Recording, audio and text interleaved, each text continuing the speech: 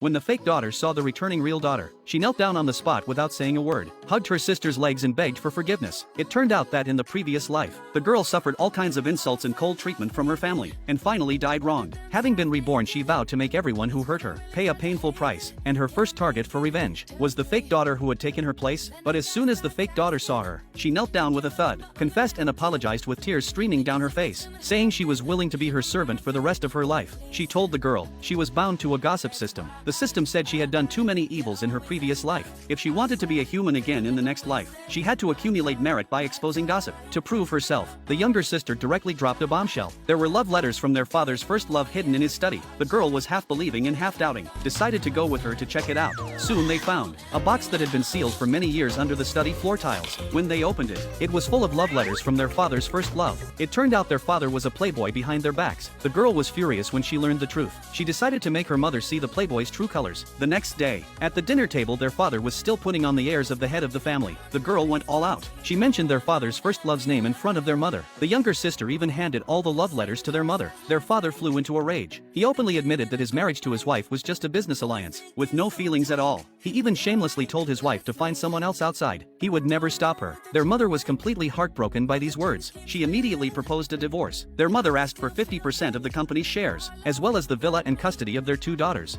Faced with their father's refusal, the girl directly issued a threat. She would expose all these messy things to the media. The younger sister also made sarcastic remarks beside her. In the end, their mother strongly took back what belonged to her. Among them, 10% of the shares was directly given to the girl as compensation. After dealing with their father, the playboy, the next target of the two sisters was their second uncle, who framed the girl for embezzlement. Back then, the younger sister's gossip system was activated again. A bombshell came instantly. It turned out their second uncle not only embezzled 30 million public funds, but also had a lover outside. The system even found out that the two would meet at a hotel in the afternoon. The two sisters changed into agent-like clothes, sneaked into the hotel ready to catch them in the act. The younger sister recorded the shocking footage of their second uncle and his lover, but accidentally made a sound when evacuating, alerting their second uncle in the room. She hurriedly exchanged points for the invisibility function to escape danger, and planned to play it at the shareholders meeting tomorrow. At the shareholders meeting the next day, their second uncle was complacent about his project, but the girl, as a new shareholder, played that obscene video on the spot. The video not only showed their second uncle's scandal, but also had a recording of him admitting he wanted to embezzle money from the company. Grandpa flew into a rage on the spot, ordered someone to drag this unfilial son out for a strict investigation. After this incident, Grandpa looked at the girl with new admiration, officially let her enter the company. But when the girl first entered the company, the manager asked her to sort out the mountain of invoices. She couldn't get off work until she finished. When the younger sister learned about it, she immediately used the system to find out the scandal between the manager and an intern, wanting to stand up for her sister. But the girl teased, "This is using a cannon to kill a mosquito." While sorting out the invoices, the girl keenly found that the amount on one of the statements was wrong, and the person in charge was exactly their third uncle. The younger sister activated the system again. A shocking gossip was dug up.